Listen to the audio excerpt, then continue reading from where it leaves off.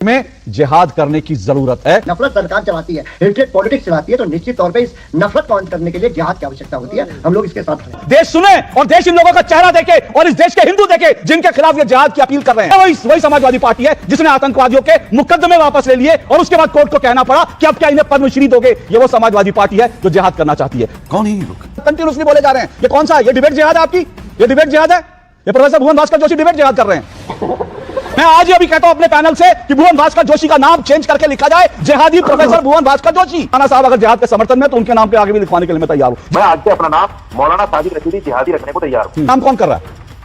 आप बदनाम कर रहे हैं। मैं बदनाम कर रहा हूं। मैंने जिहाद के नाम पर कौन सा बम फोड़ा है?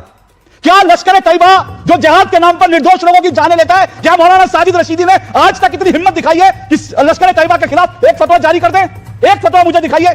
हिजबुल मुजाहिदीन के खिलाफ एक फतवा दिखाइए। अरे जिहादी रशीदी साहब मेरी बात सुनिए प्लीज, सुनिए। जिहादी रशीदी साहब मेरी बात सुनिए प्लीज, सुनिए। जय श्री राम दोस्तों आज हम डिबेट के अंदर देखने वाले हैं कैसे अशोक श्रीवास्तव जी ने मौलाना साहिद रशीदी को अच्छी तरीके से तोड़ते हैं, क्योंकि हाल फिलहाल कुछ दिन पहले जो लोकसभा संसद के अंदर हबीबुल्ला, समाजवादी पार्टी का हबीबुल्ला ने ये कहा कि मुसलमान को जिहाद करना चाहिए और उसके बाद कैसे हिंदुस्तान के जो हिंदू है वो भड़क गई है और जो हबीबुल्ला के जो बयान को जो मुसलमान जो जिहाद के लिए टेररिस्ट पैदा होता है और तमाम सारी चीज़ जो जिहाद के लिए लोग करते हैं। जिहाद एक अच्छी चीज़ नहीं है और इन सब जो मसलटे जो मौलाना है ये जिहाद करने के लिए कहते हैं। जो समाजवादी पार्टी का जो एक नेता है जिहाद करने के लिए कहते हैं। समाजवादी पार्टी भी इनके समर्थन करते हैं और उसके बाद कैसे अलग अशोक श्रीवास्तव जी ने अच्छी तरीके से मौलाना साहिद रशीदी को अच्छी तरीके से तोड़ते। तो दोस्तों डिबेट बहुत मज़ेदार हुई है, डिबेट लास्ट तक जरूर देखते रहना। चलो दोस्तों मेन डिबेट स्टार्ट करते हैं। क्या इस देश में जिहाद करने की जरूरत है? बोलिए आपके 1.5 मिनट। देखिए, हम ये देख पाते हैं कि इसी संसद में जिसका आज आप जिक्र कर रहे हैं, एक भारतीय जनता पार्टी का सांसद एक मुस्लिम सांसद से किस प्रकार की अमर्यादित भाषा बोला और कितनी नीचे हद तक ये लोग गिर सकते हैं भारतीय जनता पार्टी के लोग। और जब सुप्रीम पद पर बैठे हुए हम देख पाते हैं माननीय प्रधानमंत्री जी 2024 में चुनाव में चिल्ला कर कह रहे थे कि मुसलमान मंगलसूत्र छीन लेंगे। इस तरह की बात देश के किसी प्रधानमंत्री के द्वारा आज तक के भारत के इतिहास में नहीं सुनी जाती है। निश्चित तौर पे जब नफरत इतनी आ जाती है, नफरत सरकार चलाती है, हेट्रेड पॉलिटिक्स चलाती है, तो निश्चित तौर पे इस नफरत को अंत करने के लिए जिहाद की आवश्यकता होती है। हम लोग इसके साथ खड़े हैं। आप लोग साथ खड़े हैं? हाँ बिल्कुल, हमारे यहाँ ऐसा ही होता है। मैंने स्पष्ट कहा कि आप मानते हैं देश में जिहाद की जरूरत है? देखिए, हमें लगता है कि जब एक सांसद से लेकर माननीय प्रधान नहीं, मैं आपको पूरा समय दे रहा हूं। अभी तो आपने अपनी बात खत्म कर दी, नहीं तो मैं आपको और बोलने देता। आप बीजेपी के खिलाफ और जितनी मर्जी बोलिए, मुझे कोई एतराज नहीं है। आप 1.5 मिनट मैंने आपको दिए थे, आप 50 सेकंड में रुक गए ये कहकर कि हाँ जिहाद की जरूरत है। ठीक है, तो इसका मतलब समाजवादी पार्टी ये मानती है कि इस देश में जिहाद की जरूरत है। बहुत अच्छी बात है, बहुत बढ़िया बात है। आपने क्लियर कट कहा। लेकिन प्रोफेसर भुवन भास्कर जोशी, यहां पर आपको दुरुस्त कर दूं मैं, प्रधानमंत्री ने मुस्लिम शब्द का इस्तेमाल नहीं किया था। मैं आपको 2 मिनट देता हूं, फैक्ट चेक कीजिए, और नहीं तो मैं आपको बोल रहा हूं कि आपने मेरे 2 टूक में असत्य बोला। अगर प्रधानमंत्री ने मुस्लिम शब्द बोला हो तो मैं इस डिबेट में आपसे कान पकड़कर माफी मांगूंगा, नहीं तो आप अपने शब्द वापस ले लीजिए। प्रधानमंत्री ने घुसपैठिया शब्द बोला था। प्रधानमंत्री का शब्द घुसपैठी है। मैं इस पर खुली आपको चुनौती दे रहा हूं। 2 मिनट निकालिए जरा, प्रधानमंत्री ने कब कहा कि मुस्लिम? अशोक जी, ये तो आपका चैनल है, आप इसमें ये भी कहने में सक्षम है। अरे मेरा चैनल है, मेरा गूगल थोड़ी है, गूगल थोड़ी मेरा है अशोक श्रीवास्तव का। अरे मेरी बात सुनिए ना 1 मिनट। नहीं 1 मिनट। देखिए, असत्य जो है उसको मैं काउंटर करूंगा, और मेरा चैनल है, गूगल थोड़ी मेरा है। मैं तो आपको कह रहा हूं गूगल पे निकाल के दिखा दीजिए ना प्रधानमंत्री ने मुस्लिम शब्द इस्तेमाल किया। आपका तो बस नहीं चलता, आप तो ये भी कह देंगे कि भारतीय जनता पार्टी के सांसद ने एक अमर्यादित शब्दों का बिल्कुल किया। मैं कह रहा हूं किया। बीजेपी के सांसद ने अमर्यादित शब्द का इस्तेमाल किया। सुनिए आप, प्रोफेसर भुवन भास्कर जोशी, अभी डिबेट तो शुरू ही नहीं किया मैंने, लेकिन अगर आप शुरू करना चाहते हैं तो सुनिए।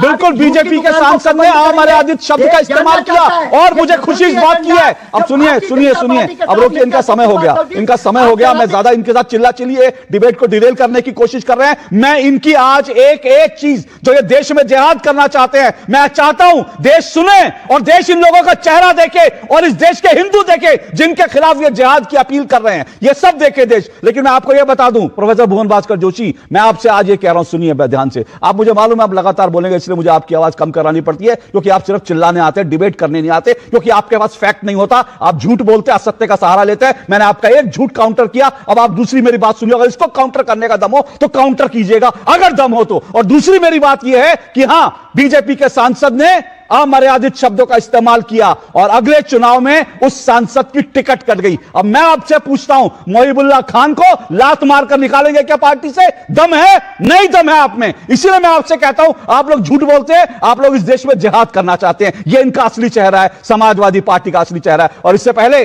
कि मैं धनंजय गिरी को मौका दूं, मैं आपको यह भी बता दूं, यह वही समाजवादी पार्टी है, इस देश को देखना चाहिए, जानना चाहिए। यह वही समाजवादी पार्टी है, जब उत्तर प्रदेश के मुजफ्फरनगर में दंगे हुए थे तो इस समाजवादी पार्टी ने मुसलमानों के लिए बाकायदा जो है ये खैरात बांट दी थी और मुसलमानों को कहा था दंगा पीड़ित है, उनको हर तरह की मदद देंगे। दूसरी तरफ हिंदुओं के तंबू में हिंदुओं के जो दंगों के शिकार थे, उनके लिए मदद का एक कतरा इस सरकार ने नहीं दिया था, जब अखिलेश यादव की सरकार थी, समाजवादी पार्टी की सरकार थी। और यह वही समाजवादी पार्टी है जिसने आतंकवादियों के मुकदमे वापस ले लिए और उसके बाद कोर्ट को कहना पड़ा कि अब क्या इन्हें पद्मश्री दोगे। यह वो समाजवादी पार्टी है जो जिहाद करना चाहती है। कौन है ये लोग?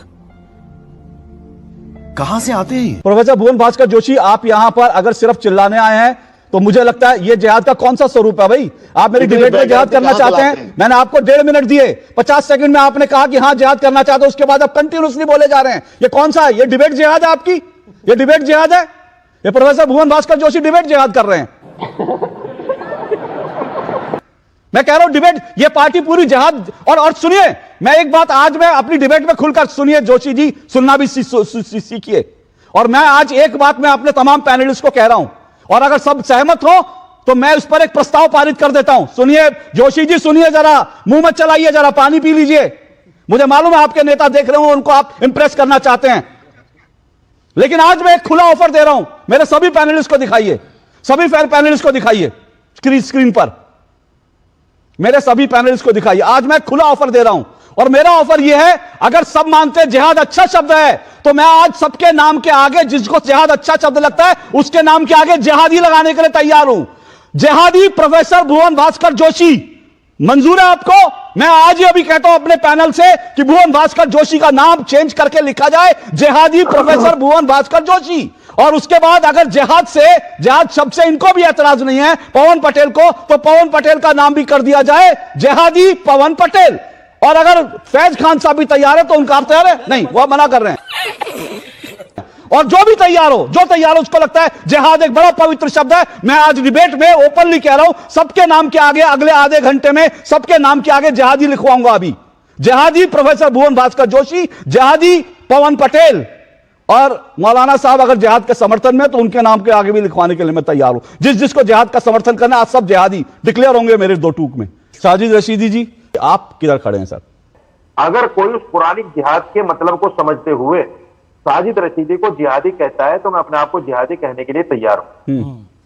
मैं आज से अपना नाम मौलाना साजिद रशीदी जिहादी रखने को तैयार हूं, क्योंकि मैं हर अन्याय के खिलाफ, हर जात के खिलाफ, हर धर्म के लिए, हर जात के लिए, हर इंसान के लिए उठने को तैयार हूं, अन्याय के खिलाफ। और मैं जिहादी कहने को अपने आप को तैयार हूं, मुझे कोई दिक्कत नहीं। लेकिन जो लोग, जैसे अभी जिक्र आया आरिफ मोहम्मद खान का, जो तो बहुत बड़े सर, मेरे एक मिनट सर, रुकिए एक मिनट रुकिए ना मेरे, अरे सुनिए ना सर, अरे जिहादी साहब, जिहादी रशीदी साहब, मेरा बात तो सुनिए। जिहादी रशीदी साहब, मेरा सिंपल सवाल आपसे क्या था? मैंने पूछा, आपने कहा मुसलमानों को या जिहाद को बदनाम। मैं आपसे सीधा सवाल है, बदनाम कौन कर रहा है भाई? अल्हम्दुलिल्लाह मैं जिहादी हूं। हाँ, बदनाम कौन कर रहा है? आप बदनाम कर रहे हैं। मैं बदनाम कर रहा हूं? मैंने जिहाद के नाम पर कौन सा बम फोड़ा है?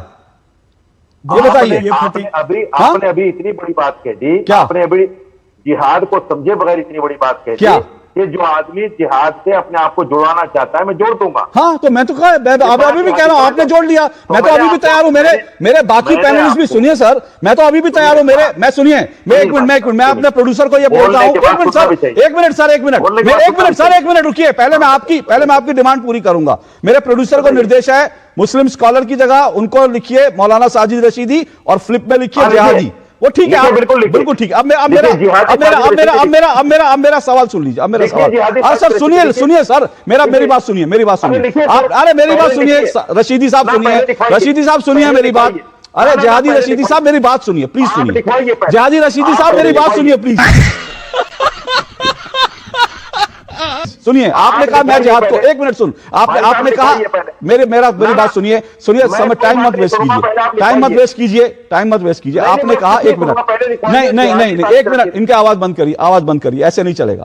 देखिए मैं क्यों कह रहा हूं, मैंने तो कोई बम नहीं फोड़ा ना, और मैं कह रहा हूं 2008 में जब मुंबई में आतंकी हमला हुआ था ना, तब जो मुंबई में आतंकी हमले में जो होटल में निर्दोष लोगों को मार रहे थे, वो जब मुंबई में अपने हैंडलर्स के साथ बात कर रहे थे और उनका जो रिकॉर्ड हुआ उसमें हैंडलर्स, उनके पाकिस्तान में बैठे हैंडलर्स कह रहे थे तुम जिहाद कर रहे हो, तो बदनाम उन्होंने किया है जो पाकिस्तान में बैठे हैंडलर्स थे और भारत में जो निर्दोष लोगों की जान ले रहे थे। अशोक श्रीवास्तव ने जिहाद के नाम पे किसी की जान ली थी, और अशोक श्रीवास्तव में फिर से कह रहा हूं, जिहाद की व्याख्या करने वाला कोई नहीं होता, लेकिन चाहे मौलाना रशीदी हो या फैज खान साहब हो, उनकी जिम्मेदारी बनती है कि जो आदमी जिहाद के नाम पर बम बांधकर निर्दोष लोगों को उड़ा देता है उसको कंडेम करो, उसके खिलाफ फतवा जारी करें। लेकिन आज तक किसने फतवा जारी किया, मुझे बता दीजिए।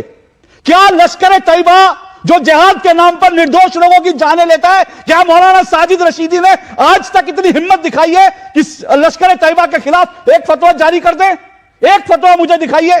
हिजबुल मुजाहिदीन के खिलाफ एक फतवा दिखाइए, जाकिर अली के खिलाफ, जाकिर नाइक के खिलाफ एक फतवा दिखाइए। दिक्कत यह है कि आप लोग खामोश रहते हो, उसके कारण दिक्कत होती है। अशोक श्रीवास्तव बदनाम नहीं करता, बदनाम करने में आप लोगों का हाथ है, मौलाना मदनी का हाथ है, आप जैसे लोगों का हाथ है जो खामोश हो जाते हैं। क्या ये बात है। प्रोफेसर भुवन भास्कर जोशी, देखिए मेरा सिर्फ एक ही कहना है, आप लोग समाजवादी पार्टी भी, अखिलेश यादव भी संविधान की प्रतियां लेकर लगातार रहते हैं। मैं मानता हूं कि चलो आपकी ये दलील में दम हो सकता है, और होता है, कई बार होता है, सरकार की तरफ से जो है नाइंसाफियां होती हैं, बिल्कुल होती हैं। मेरा सीधा सा है कि अगर सरकार की तरफ से कोई नाइंसाफी हो, देश में कोई नाइंसाफी हो, किसी जात के साथ हो, तो अल्टीमेटली इस देश के अंदर रास्ता क्या है? रास्ता तो संविधान का रास्ता है ना। संविधान ने आपको रास्ता दिया, तो आपको जिहाद नहीं, आपको फरियाद की जरूरत है। आप जाइए सुप्रीम कोर्ट में फरियाद कीजिए, न्यायालय में फरियाद कीजिए, फरियाद करने की जरूरत है, जिहाद की जरूरत नहीं है। तो इसीलिए मैं कह रहा हूं कि आप लोगों के हाथ में जो है वो संविधान है, पर दिल में जिहाद क्यों है? दिल में भी संविधान रखिए ना। क्योंकि अभी मैं देख पा रहा था भारतीय जनता पार्टी के प्रवक्ता साथी और अशोक श्रीवास्तव जी सर्टिफिकेट बांटते थे जिहाद का हम लोगों को। मैं इनसे कहना चाहता हूं, अगर सर्टिफिकेट देने की बात है तो पूरा देश और पूरा विपक्ष आपको सर्टिफिकेट देता है माफी वीर का, क्योंकि आपका अंग्रेजों से दोनों का, अशोक श्रीवास्तव जी का और हमारे धनंजय जी का, दोनों का माफी वीर का इतिहास है। अच्छा, ये वो अंग्रेजों से इतिहास है, अंग्रेजों से अब मुझे मालूम है। धनंजय गिरी जी रुक जाइए, धनंजय गिरी जी रुक जाइए, धनंजय गिरी रुकिए, धनंजय गिरी की आवाज, धनंजय गिरी सुनिए प्लीज, उनको एक्सपोज होने दीजिए। धनंजय गिरी, उनके पास जो मैंने सवाल पूछा ना, पहले जवाब था ना जवाब, उनको एक्सपोज होने दीजिए। अभी वो अशोक श्रीवास्तव पर आएंगे, मीडिया पर आएंगे, इधर उधर जाएंगे, उसके बाद वो जो बोको हरम पे जाएंगे, फिर वो जो है पुतिन पे जाएंगे, उनको सब जगह जाने दीजिए। Let him expose himself, expose कीजिए अपने आप को। जो चीज आगे बढ़िए। तो मैं बता रहा हूँ, अंग्रेजों से जो पेंशन लेने वाले लोग थे, माफी वीर लोग थे, वो निश्चित तौर पे आप दोनों में दिखाई देते हैं, पूरे देश को दिखाई देते हैं, मुझे ही नहीं दिखाई देते। तेरा तो गेम बजाना पड़ेगा। और दूसरा विषय मैं आपको बताना चाहता हूँ, आज के विषय में जो आपने चर्चा चलाई है, हम लोग निश्चित तौर पे जानना चाहता है, देश जानना चाहता है कि 300 किलो RDX ये सरकार में कैसे आ गया, कि उस पर प्रश्न क्यों नहीं हुआ? ये कौन से जिहादी लेकर आए थे, क्यों सरकार बता नहीं पा रही है? 11 साल से देश में क्या नपुंसक सरकार चल रही है? देश जानना चाहता है कि अभी तक वो RDX का पता नहीं चलता है। बड़ी बड़ी बातें हो रही है, जिहादी सर्टिफिकेट देने की बात हो रही है। अगर बात हो रही है कि किसी धर्म विशेष पे हमला किया, मेरा सवाल संविधान पे था।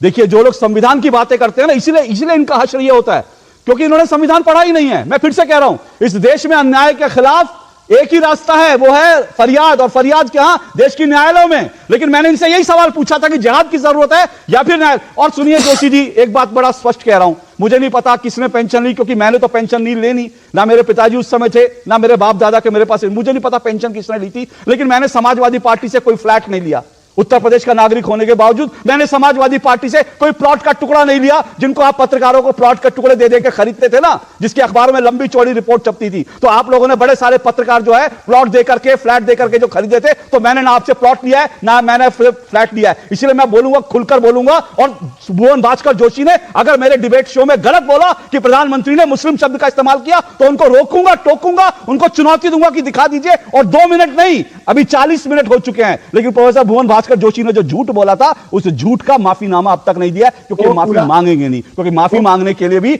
आदमी को इस बात का एहसास होना चाहिए कि उसने गलती की है। जो जिहादी कहने पर एहसास नहीं करते कि गलती की है, वो बाकी चीज कहने पर क्यों मांगे। और इनकी मैं असलियत और खोल दूं, उसके बाद मैं साजिद रशीदी आपके पास और मैं फैज खान साहब आपके पास आता हूं। देखिए, जो सांसद उन सांसद के बारे में भी जानना जरूरी है ना। उन सांसद को वास्तव में वो जिहाद कैसे करते हैं, उन सांसद को समझिए। नदवी साहब कैसे सांसद हैं ये?